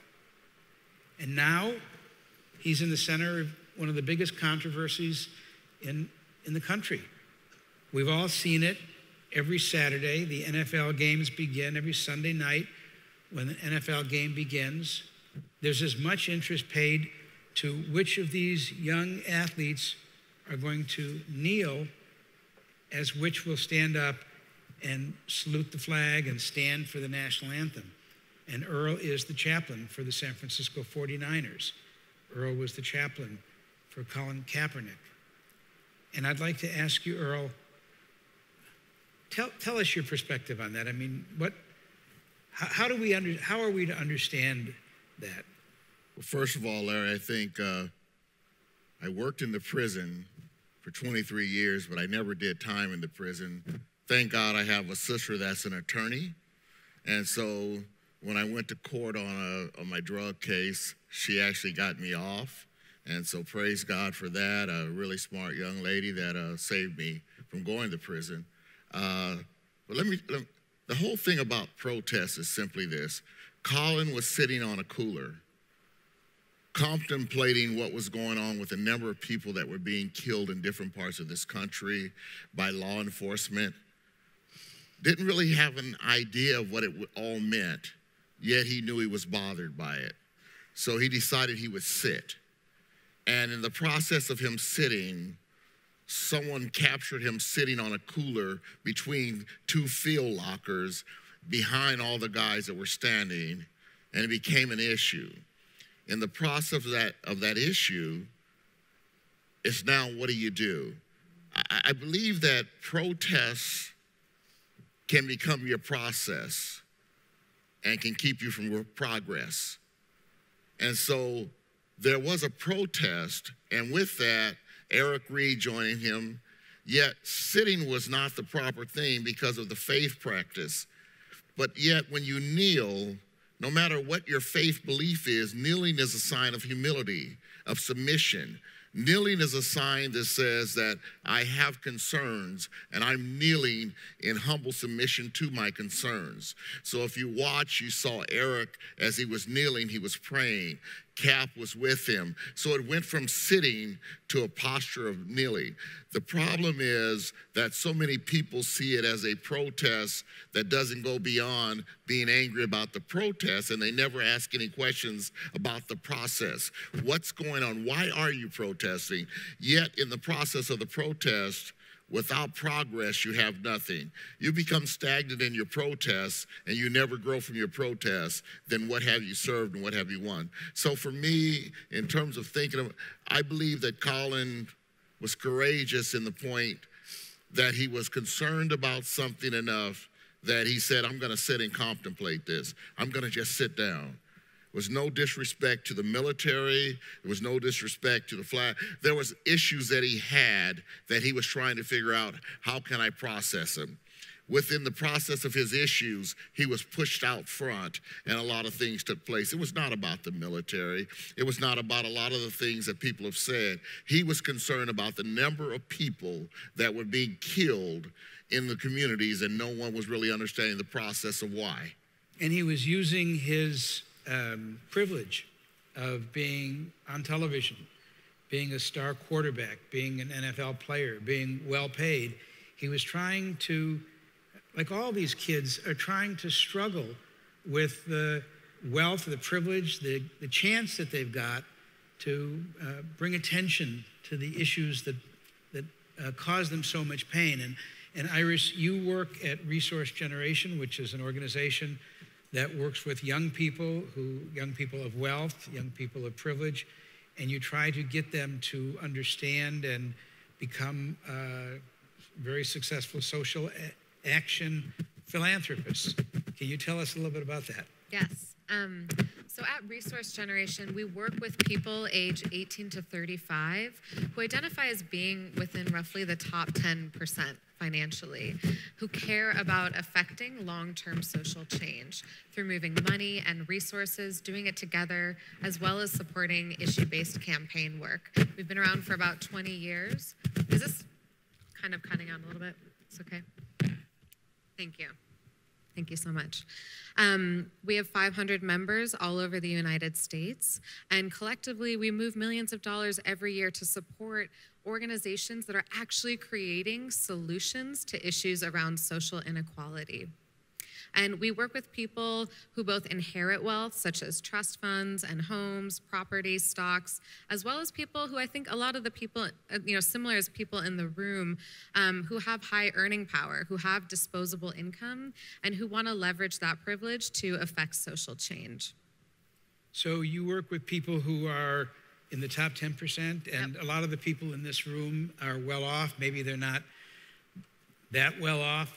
How do they know if they're in the top 10%, and what does it matter? Yes.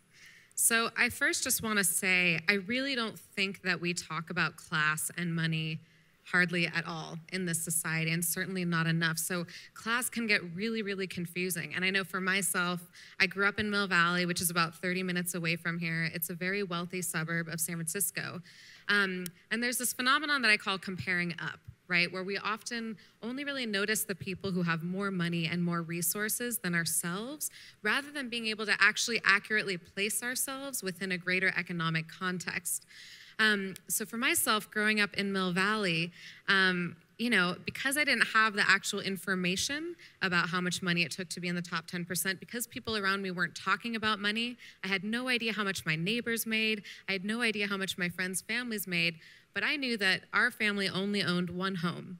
We didn't have multiple homes. We didn't have a yacht. I also knew I was going to private school and I didn't have a scholarship. So I basically assessed that we were middle class, which it turns out is completely inaccurate. You know, I grew up in the top 10%, but there was no way that I could have really known that without actually having the information. So I want to actually cue the first slide, which is going to give you some hard numbers. And I'd love for you all to actually check these out and try and place yourself within this. The first note up there is across all ages. We know that generally speaking, people increase their earning power as they age, and they also increase their ability to accumulate wealth. So if any of those numbers in that first line apply to you, congratulations, you're in the top 10%. However you feel about that, that's the reality.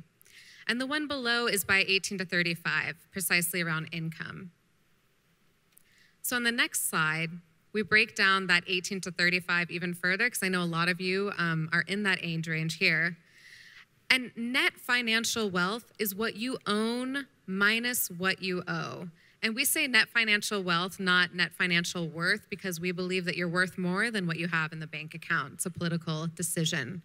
So again, if you are 18 to 35, check this out and see, does this apply to you? Do you fit into this bracket? And again, some of you might not know your own net financial wealth. Some of you might not know your family's net financial wealth. That's okay. It's a starting place to start to consider, where do I fit within this context? And therefore, what might be my responsibility in affecting change through a myriad of ways, but including and not limited to actually giving away money. I think one other thing I'll say is that if you do notice that you fall into this category and you're surprised, I just want to normalize that it can be kind of hard to reckon with this. I don't think a lot of us take a lot of pride in being in the top 10% because we know that it's not right. We know that it's not right that the top 10% control 77% of this country's wealth. That's absurd, right? That's so unjust, and we know that we're a part of that. And I know for myself, the first time someone somewhat unkindly pointed out in a room full of people that they thought I was wealthy because they knew I was from Mill Valley, I just felt like my stomach was falling to the floor. I felt so embarrassed and scared, really, of being isolated. And it was also within a social change meeting. And I had this feeling of like, can social change really be for me if I'm wealthy? Can social change be for me if I'm wealthy and I'm talking about being wealthy? And it was really through getting involved at Resource Generation that I learned that actually, yes, there is a key role that the top 10% can play in affecting change. And part of it means being really honest about our wealth, being really honest and talking about money, being honest about what we can bring to the table. And you have a slide that shows that the average white family... Wait, don't give it away. Don't give it away. Well, There's a build-up to it. Tell us about wealth and gender and class. Okay. So I want to do a quick poll for those of you who are here. If we were to contrast the net financial assets for the median white family in the United States, are you following me? So net assets, median white family in the United States, contrasted to the net financial assets of a black family in the United States. For how many of you would you say we're actually at a point in society where they're roughly equal? Okay, no hands. All right, this is a well-educated group. For how many of you would you say it actually is about twice as much? Anyone? 5 times as much. Okay, we're getting some hands. 10 times as much. All right, so please cue the next slide. It's actually 100 times as much, right? So if you look here, you can see the white family contrasted to the black family, which is 100 times. It's nearly the same for the median Latino or Latina family, right? This is 2017. These are updated statistics. Like, this is horrifying to me. This is not the world that I want to be living in. And I think a lot of us want to believe that we live in a post-racial society, that since Obama, things have, racism no longer exists. And clearly, we're still struggling. And when I see this slide, I see that we are still dealing with the ramifications and the reverberations from slavery and from genocide, right? I know these are hard things to look at and talk about, but we don't live in an ahistorical vacuum, right? And I don't want anyone to leave the room believing this has anything to do with a lack of talent or brilliance in these communities. There are specific policies that have been put in place historically, AKA slavery as a pretty solid example, people working for hundreds of years not being able to actually make any of the money that they were earning, as well as today. And I'll give you one example of a policy that was placed that changed my life. So how many of you are familiar with the GI Bill? Okay, so some of you. For those of you who don't know, the GI Bill was passed in 1944 to help veterans who fought in World War II to be able to buy their first home, to be able to get trained to do a bunch of different high-paying jobs, to be able to get go to college, right? And so, but this was a massive transfer of wealth. This was a massive moment of the expansion of the middle class. It changed people's lives. And my great uncle was one of those people who benefited from the GI Bill. He was able to get a home. He was able to develop a career and earn wealth. Supposedly, this bill, it was supposedly for all veterans. And yet, we know because of housing discrimination at the time, because of racism within colleges that wouldn't accept black students, this bill almost entirely only benefited white families, right? And we might think again, well, this is a long time ago. What does this have to do with today? What does this have to do with this slide? In 2010, when I graduated from college, my great uncle unfortunately passed, and I inherited wealth from him that he earned from this bill that was passed in 1944. Every policy we put into place such as these, they affect generations and generations to come. And my generation, we're in the midst of the greatest transfer of wealth in human history. There's $30 trillion being passed from baby boomers to people in my generation. And I believe it's so essential that we direct that money to counteract this slide in particular.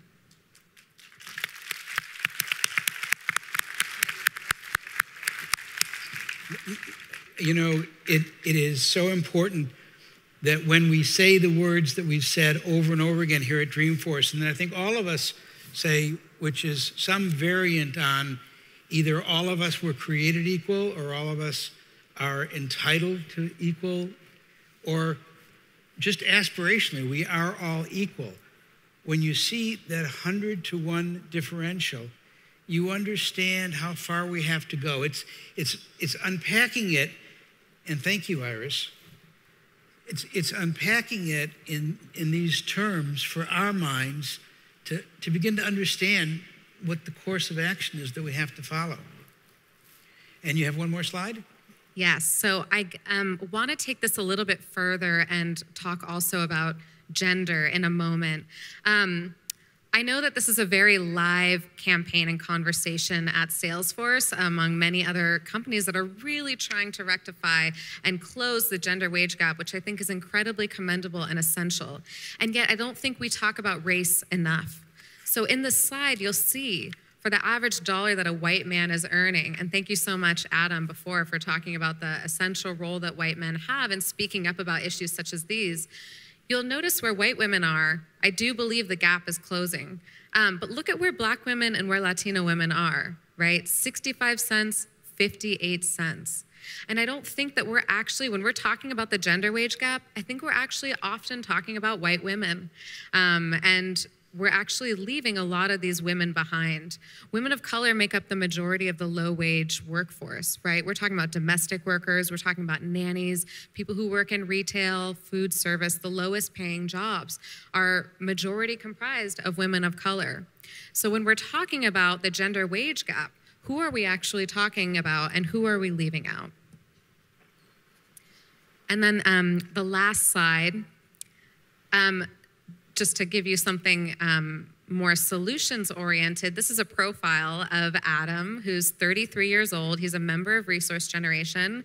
He has net wealth of about $1.2 million. Our members really have a range of how much access to wealth they have. His money came from oil and from oil prospecting. So you'll see here that before joining, he was only giving less than $200 away to support social change. He's now giving $130 to social justice. And in particular, I want to highlight Adam. When we're talking about compassion, I think part of what is so essential is actually turning towards, where does my money come from? If it comes from oil, what is being called of me in order to rectify that? And again, so Adam funds a lot of climate justice organizations because he knows that his family has benefited from extraction of the land that is harming our environment, and he wants to work against that in a compassionate way. He also funds organizations that are led by predominantly women of color because he knows that it is precisely in those communities that they know what's best for their community. They know what they need in order to overcome the adversity that they've been faced with. So to bring this back. And that's the end of the slideshow. Thanks. I'm very proud of my daughter.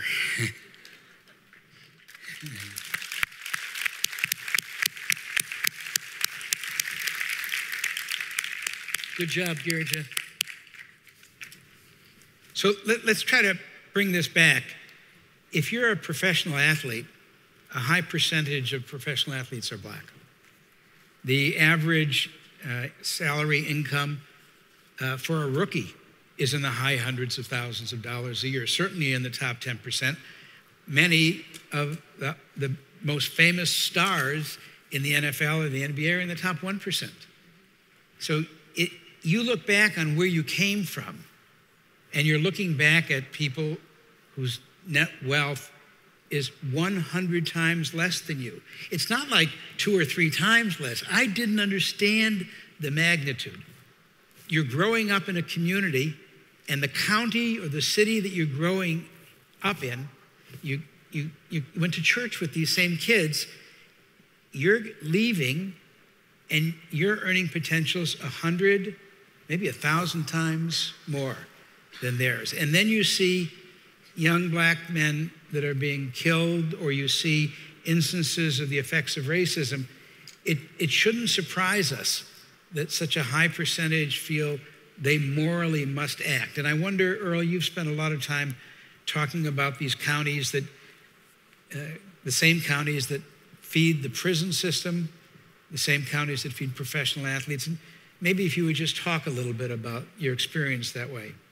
Well, one of the things we find is that the feeder, if you look at the states that have the largest prison populations, you look at Texas, California, Alabama, Louisiana, if you look at some of these states that the prison, Mississippi, the states where the prison, Florida, where it's just sort of, that's the states. But also, what you have to understand with the prison populations, the feeder counties for those prisons are also the same feeder counties for professional sports.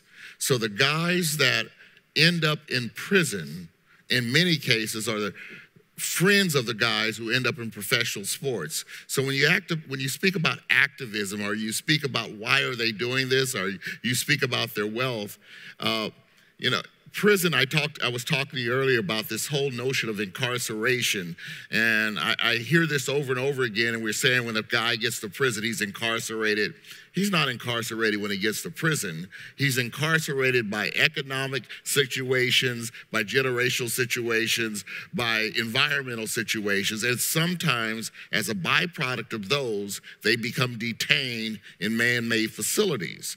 Well, by the same notion, there's guys that don't end up detained in man-made facilities, but they're professional athletes. And we say, great, you made it. What did they make? What have they done? Because at the end of the season, they still go home. At the end of the seasons, they're still related to many of the people that find themselves detained in these facilities. So in order to get a better grasp of it, you have to understand they haven't come from some weird place that no one knows the name of. And these guys who are in prison don't get out and go back to ex-conville. They go back to the same communities they came from. And many times what happens is we want to put these guys that are in the, as I said, the 1% because they make all this money. Well, wealth without knowledge is what? It's ignorance. Yeah. Yeah. And Earl, you're doing something. Yeah. Let's give these guys real support, because you're seeing real compassion in action as trying to understand the problem, unpack it, and then do something about it. And each of you are doing some fascinating things. Earl, tell us about CARE and the program and what you're doing. Well, CARE, what I want to tell you first about this whole notion of compassion in action. There's an organization that I work with called Convoy of Hope. And I wanted to talk about that for a minute, because this organization was founded by a guy named Hal Donaldson, and his dad was killed by a drunk driver. And he had this whole notion as he grew up of going from being homeless to being on GA that he needed to help other people.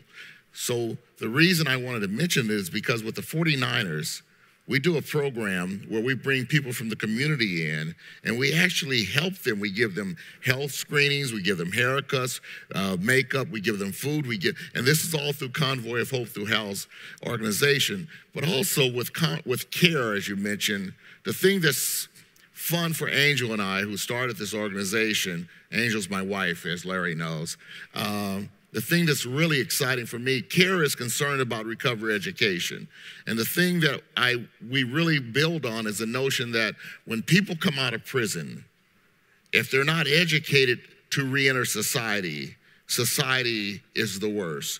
When you're incarcerated and you go to prison, except someone come in and give you the tools necessary and equip you to come out, you're at a disadvantage. So concerned about recovery education takes those tools in. We have one of the acronyms called AIR, accountability, integrity, responsibility. Because usually what happens is you're used to breathing toxic air when you're in the facility. You're used to breathing toxic air. As a result of that, you become confined. CARE, and the thing that we're doing that we're really excited about right now, we're doing transitional housing for men and women that are coming out of prison. We're trying to build these networks where we can equip men and women who are coming out of prison with the tools. When they get out, many of the streets that they remember have been renamed. The communities they're told to go to, their families don't live there anymore. So we need to do something with them. So that's really one of the things we're doing. We're going back into juvenile facilities. We're teaching programs. We're teaching accountability courses that are helping men and women prepare, as well as juveniles, prepare for reentry. And I think it would help all of us to have a different view on what some of these young men are doing. And they're very young men who are professional athletes. I mean, we hear about Kevin Durant, and we hear about Steph Curry, we hear about Eric Reed. But how big is this movement inside of professional athletics to give back and to try to get smarter at giving back, not doing just charity, but doing strategic philanthropy?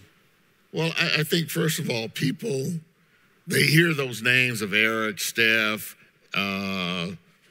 Kevin, and they hear all these names, and they're famous because of what they do on the field, what they do on the court.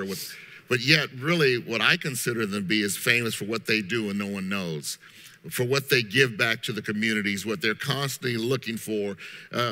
Kevin left Oklahoma City, and he built a whole school network and a community, and he put a ton of money into it. He left there, but when he came here, he was asking, what can I do here? Eric Reed goes back to Louisiana, Baton Rouge, and he tries to give to sickle cell anemia. And I can go down the list of names where you see them. They may be kneeling, they may be saying certain things, but what they're doing is more with the resources they're getting, because they understand they have a debt that they owe. There's an onus to what they've received, and it's not just that they're receiving this wealth, but they see it as a blessing that they have to share. So they're going back to those communities.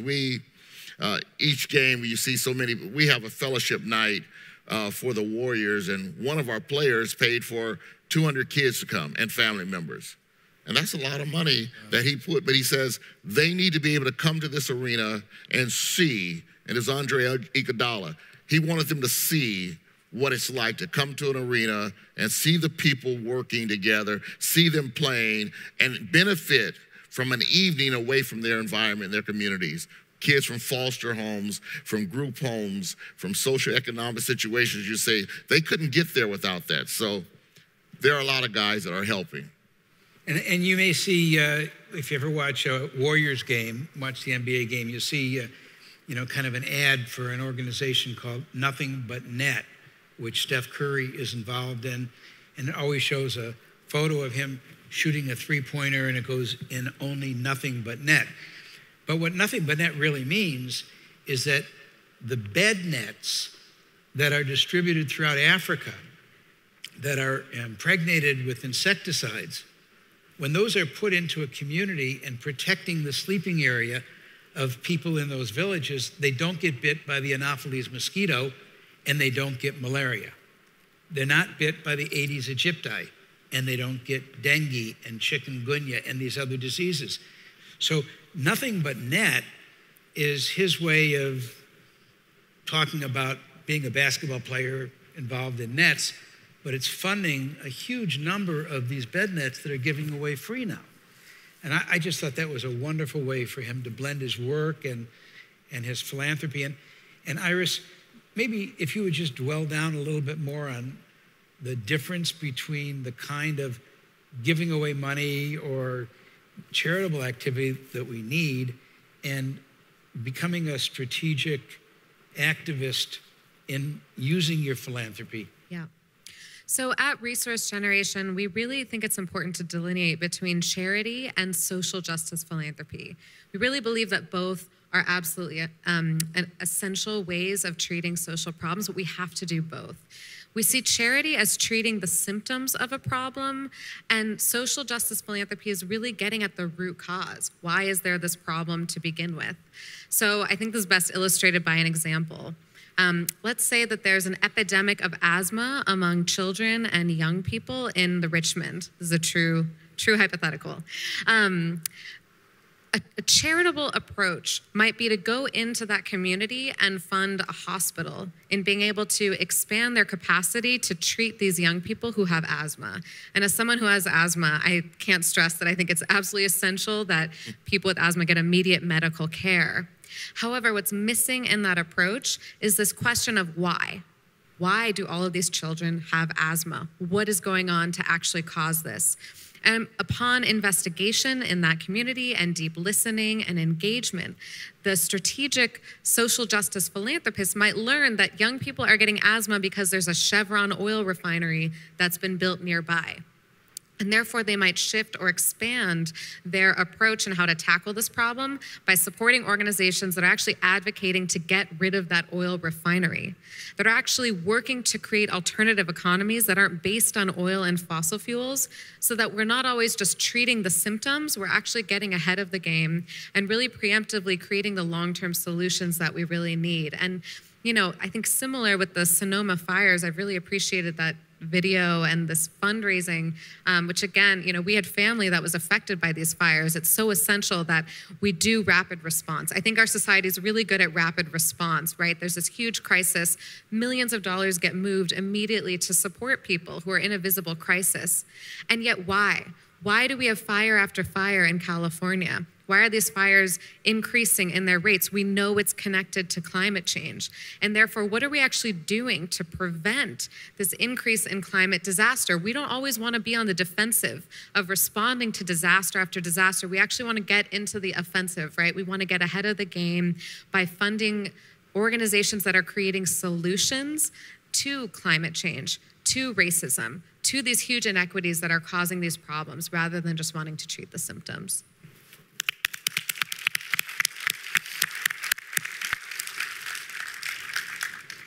So we've got 2 minutes left. Right. What I would like is to give each of you a chance to speak, not just to the folks in the audience and those who are watching this and streaming, but to talk to the community that we live in San Francisco, the tech community, the community of young people who are first beginning to make money and experience new wealth. And I want to know what your advice is to them, and maybe the people who are here will learn that not just for themselves, but for friends of theirs who are working in the tech companies.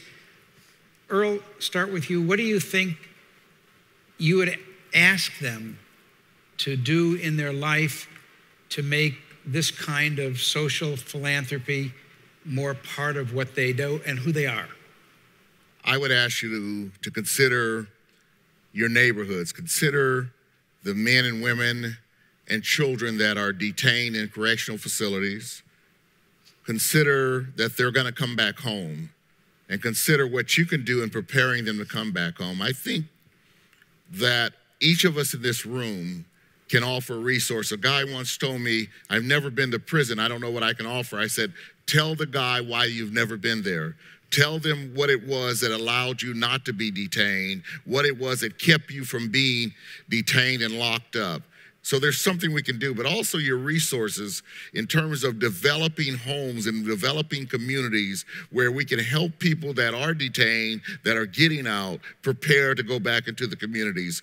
If we want to see a change, recidivism simply is built on the notion that you were incarcerated, because of that you were detained, and when your detention time was up, you left still incarcerated. So you go back to what you were doing. If we want to see a change in our communities, we have to think about what we can do in terms of going in, sharing our resources, whether they're economic resources or intellectual or mental resources, to bring about a change that can affect lives today as well as tomorrow. So that's what I would ask you to consider going in.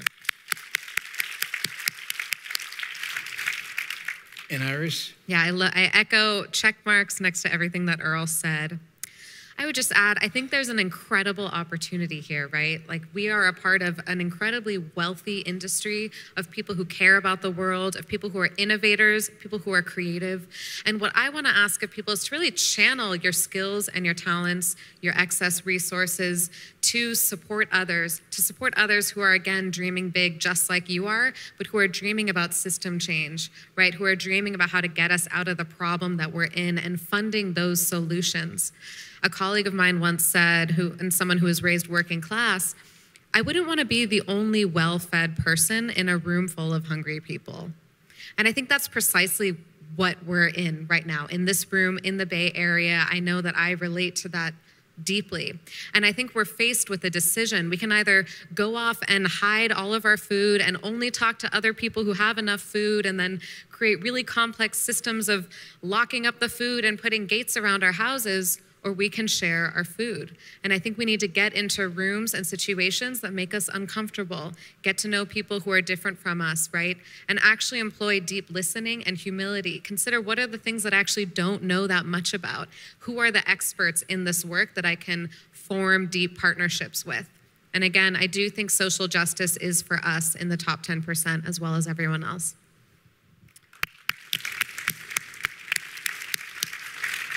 I want to thank both of you, Earl. I want to thank you for all the work you've done in prisons, that you've done in all over the Bay Area, all over the world. I want to thank you for your book, which I didn't mention before, Prison Chaplain? Death Row Chaplain. Death Row Chaplain, all right. Remember that title, Death Row Chaplain. And Iris, I want to thank you for everything that you are and what you've become. And I want to thank everybody in the audience for coming today and for sticking it out. I know that when Metallica left the stage, there was this natural feeling that the concert was over, but I think we've learned so much that makes this one of the most valuable sessions of all. So join me in thanking everybody. Larry, I'd just like to thank you. Yeah, thank you all so much. Iris and I, we're so proud of you and what you're doing and the work that you continue to do and the lives you continue to affect. And from both of us, we want you to know how proud we are of you. Thank you. Thanks, everybody. Thank you all so much.